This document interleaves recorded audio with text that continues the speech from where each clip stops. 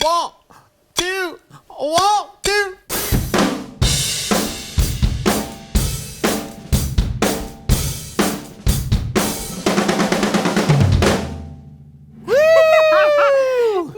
How's it going, everybody? Nick DiVirgilio here with Hannah Welton. Hello. We're at Sweetwater and Sweetwater's beautiful theater. Hannah's got a clinic here tomorrow. Very excited to see that.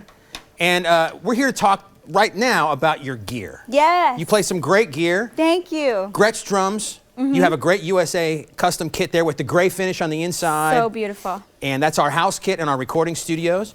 And you play something similar. So talk to us about Gretsch and how long you've been playing the drums and what you love about the Gretsch sound that speaks to you. I have been playing Gretsch drums since I was, like 14, 15? And they're just beautiful drums. What I love about Gretsch is how versatile they are. You can use the same kit and record or perform live any different type of genre, jazz, rock, pop, country, fusion, whatever it is, and the drums will deliver a sound that is necessary for whatever your taste is or whatever you want. And I love the warmth that comes from these drums. They have so much body, you know, and they push a lot of air. If that makes sense. They fill the space beautifully. And so from the moment that I sat down behind a Gretsch kit, I knew that it was exactly what I wanted. My first Gretsch kit was a Renown Maple, and I still have it to this day. I practice a lot on that one. I recorded Plectrum Electrum on that kit. And then on tour is when I got the USA custom made for Third Eye Girl, and that's the beautiful white kit with the gold inlay and gold trim in the hardware.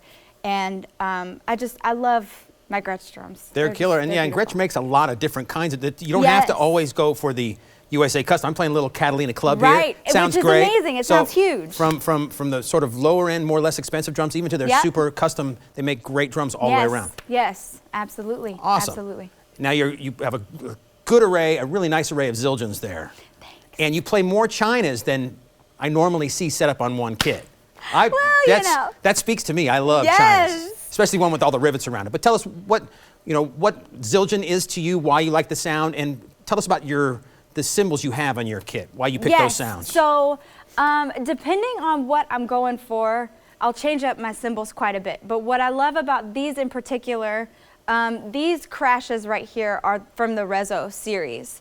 And I fell in love with the Rezo series all around. I've got the hi-hats, got the ride, got the crash cymbals, I've got all of them. I'm only using these crashes today, but they were able to serve, similar to what I said about Gretsch, a versatile purpose. They weren't too bright where, for like the rock stuff or for, a jazz gig, I could still use these Rezo cymbals and they wouldn't cut or be overbearing. They sing beautifully. And so they're my absolute favorite series that Zildjian made.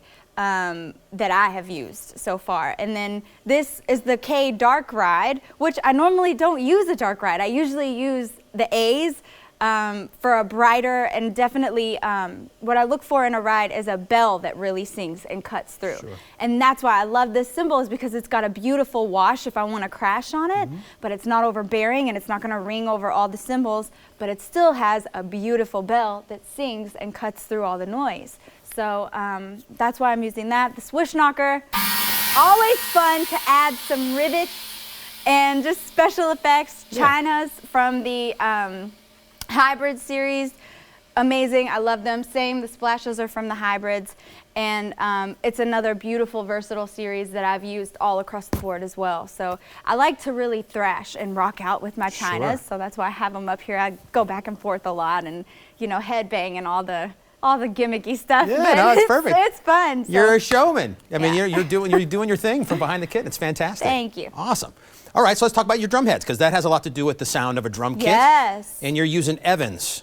Yes. The EC2s. I have used the EC2s for years, and Evans is my favorite, obviously. That's why I use them. But the EC2s really allow the drums to sing. I've also used the black onyx heads from Evans. I did that for a little while with Third Eye Girl because they made the drums sound really big and really massive, and that's what I wanted. But I found that the EC2s, the drums still sound big, but they sing a little better. They resonate more, and that's ultimately what I enjoy, is a nice full drum that sings, that's really prominent, and you can hear the tuning and the different notes singing through all the rock, the amps, the distortion, and all of that. So EC2s can't go wrong. I tell that to people all the time, especially when I do my kit demos here, that heads really have a sound and give your drum kit a sound. So experiment with different heads and you'll find a sound that you really love. So it's kind of like what you did too, finding the EC2s. All right, so Hannah, tell us about what you use on your snare drums. Yes, so for my snare, just like with the rest of the drums, I like for it to sound really fat and push a lot of air and take up space, but ultimately I want it to also have a really nice crack and to sing and cut through all of the other noise and everything happening on stage. So the HD Dry from Evans has really given me that perfect sound that I've wanted. And like we mentioned earlier, you don't ever really have to dampen these or use moon gel or anything like that either. You'll tune it and get it set really how you want it, and I rarely have to change up the tuning on the head. If I do, it's because we've been playing for 4 hours and the drum is just hot and it loosened. But ultimately the HD Dry, it's a beautiful head. You don't have to mess and fight with it. It delivers the sound really that you're looking for as soon as it's on the drum. I find those heads work really well on aluminum drums or metal drums. Yes. Especially if you got a really pingy one that rings a long time, that dry head will really make it just soak it up in a really cool musical way. Now what about tell us about your kick drum head. So the EQ4, again, fat, full, boom. I love John Bonham. His sound is my ultimate like go-to, especially for kick. His right foot is something that I studied and just wanted to emulate for so long in my career and when I first started. And so having a nice, thick, fat kick is a must. And with Third Eye Girl, my center kick is actually a 26. And so Prince liked the big fat kits too. And it was my first time ever playing a 26, and that like requires a lot of practice. Yes, like where you set the beater, just the head, everything responds differently because you're dealing with a bigger circumference or area, if you will. So the Evans heads, I can't say enough about how they complement the sound of my Gretsch drums. Gretsch drums in and of themselves are beautiful.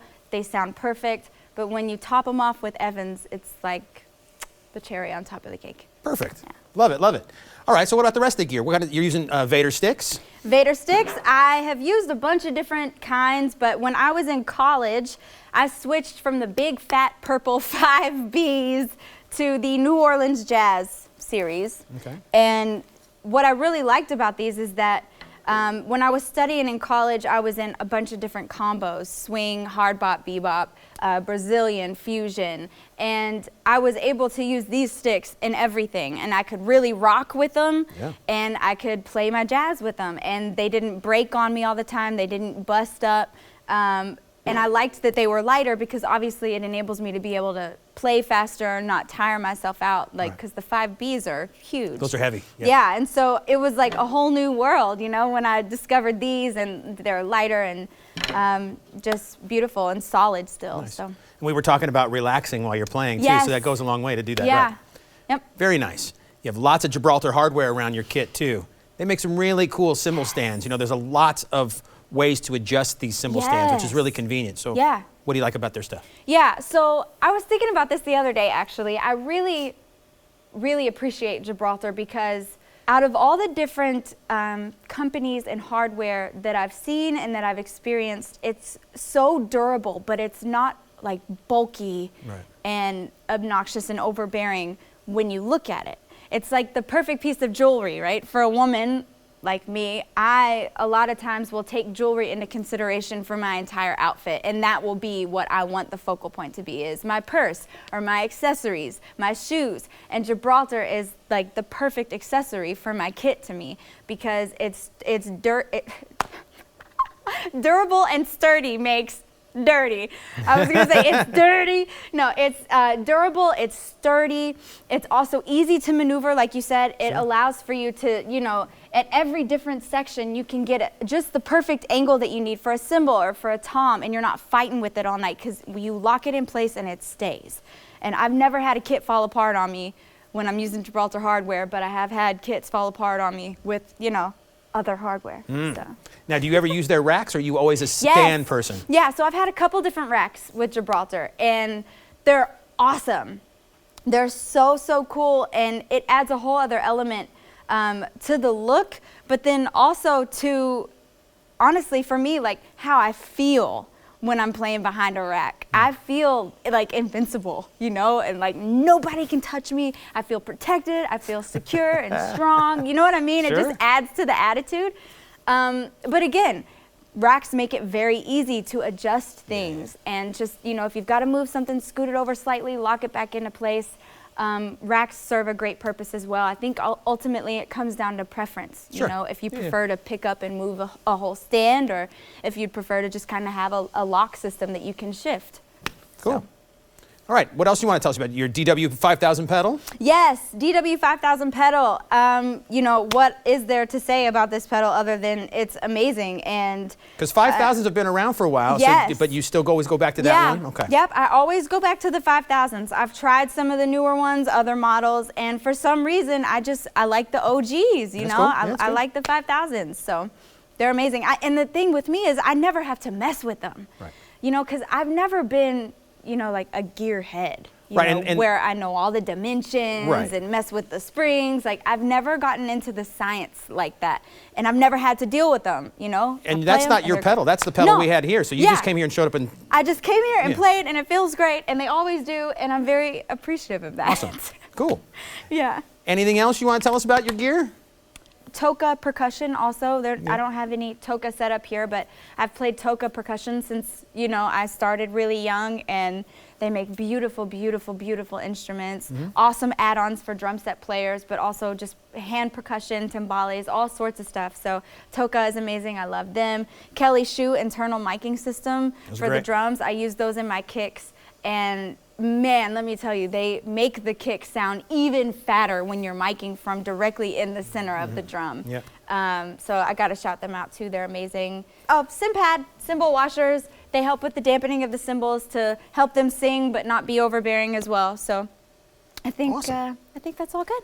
So that's amazing. Great gear. Thanks so much for taking the time to share your knowledge about your gear and what you use and why it speaks to you. Yes. And you're a great player. It's a lot of fun. Thanks for jamming with me today, too. Thank you for jamming with me. You had me on my toes. Ooh, I was nervous. It's good fun. And have best of luck at your clinic tomorrow. Thank you. And you're doing some other clinics the rest of the year, too, aren't you? Yes, we've got a couple booked already. May, I'm doing the Chicago Drum Show, and then I'll be in Colorado for a couple different things that we'll announce later towards the end of the summer. So stay tuned for more dates. Yeah, if you haven't seen Hannah play in person, definitely take the opportunity and go check out her clinics. She rocks. Thank you. So thanks so much, Hannah. Thank you. Thanks for watching, everybody. You're amazing. Thank you.